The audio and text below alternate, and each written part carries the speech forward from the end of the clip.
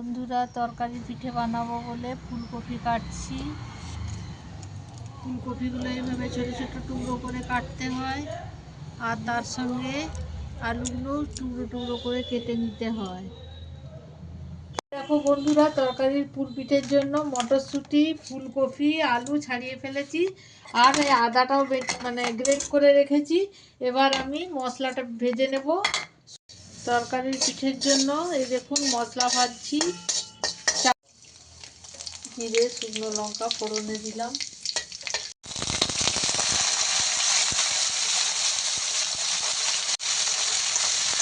এলে পরিমাণ মতো নুন দিয়ে দেবো। একটু নুনটা বেশি করে দিতে হবে, কেননা পিঠে হবে তো, তাই জন্য।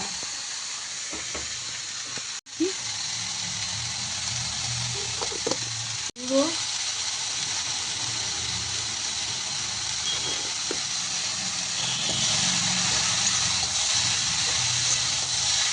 এবার সাথে সাথে মটরশুঁটিগুলো দিয়ে দেবো, কেননা মটরশুঁটিগুলো সেদ্ধ হতে হবে। মটরশুঁটিগুলো সেদ্ধ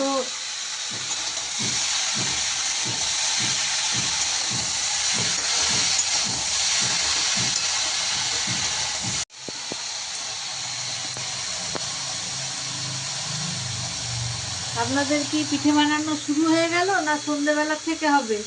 আমি তো এখন দুপুর থেকেই লেগেছি, কেননা একা হাতেই সব কিছু বানাতে হবে।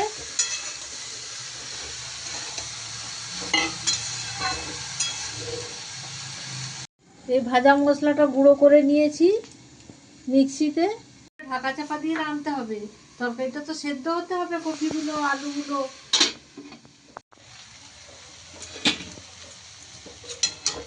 এই দেখুন ফুলকপি আর আলুগুলো অনেকটাই সেদ্ধ হয়ে এসছে। এবার আমি মশলাটা ছড়িয়ে দেবো, ভাজা মশলাটা। দেখুন পুরোটা দেব না, অর্ধেকটা দেব। তারপরে আবারও নেড়ে চেড়ে কিছুক্ষণের জন্য ঢাকা দিয়ে রেখে দেব। আর এটা ফুল ফ্লেমেই করতে হবে, লো ফ্লেমে করা যাবে না। যখন তরকারিটা হয়ে আসবে তারপর একটু লো ফ্লেমে ঢাকা দিয়ে রেখে দিলেই দারুণ তরকারি হয়ে যাবে। থেকে একটা সুন্দর সুগন্ধ বেরোচ্ছে ভাজা মশলা, জানেন। চাল গুঁড়ি নিয়ে নিয়েছি একটা পাত্রে। এবার এতে পরিমাণ মতো নুন দিয়ে নেব, আর ঈষৎ উষ্ণ গরম জল দিয়ে এই ডোটাকে আমি মাখবো। চালের গুঁড়োগুলোকে মেখে ডো বানাবো। এই যে ঈষৎ উষ্ণ গরম জল, তাতে পিঠেটা খুব নরম হয় আর খুব টেস্টিও হয়। অল্প অল্প জল দিয়ে আমি মেখে নিচ্ছি চালের গুঁড়োটা। দেখুন ডোটা বানানো হয়ে গেছে। চাল গুঁড়োটা মেখে এভাবে ডো বানিয়ে নিয়েছি। আমাদের 3টে নেতি করতে হয়, তারপরে আবার মাখলে তারপরে আবার চাল গুঁড়ি মাখতে হয়। পিঠেটা কিভাবে গড়ে নিচ্ছি, প্রথমে এইভাবে গোল করে নিয়ে একটা খোল বানিয়ে নিলাম। তারপরে তরকারিটা এর মধ্যে চামচে করে দিয়ে ভরে নিচ্ছি। তারপর এরকমভাবে আমি পিঠেটা বানিয়ে নিচ্ছি।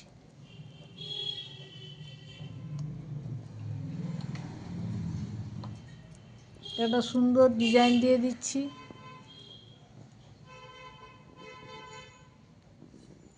থালাটাতে একটু তেল মাখিয়ে নিয়েছি। তারপর একে একে পিঠেগুলো এই থালার মধ্যে দিয়ে দিচ্ছি।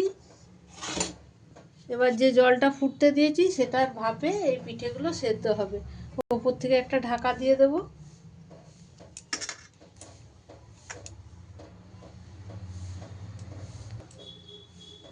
সুন্দর নকশা। এবার গ্যাসটা ফুল ফ্লেমে দিয়ে ঢাকা দিয়ে দেবো। বন্ধুরা, হয়ে গেছে পিঠেটা। এইভাবে আঙুল দিয়ে চেপে, আঙুলে না লাগলেই পিঠে তৈরি হয়ে গেছে। এবার ঢেলে নেব। গরম গরম পিঠে রেডি।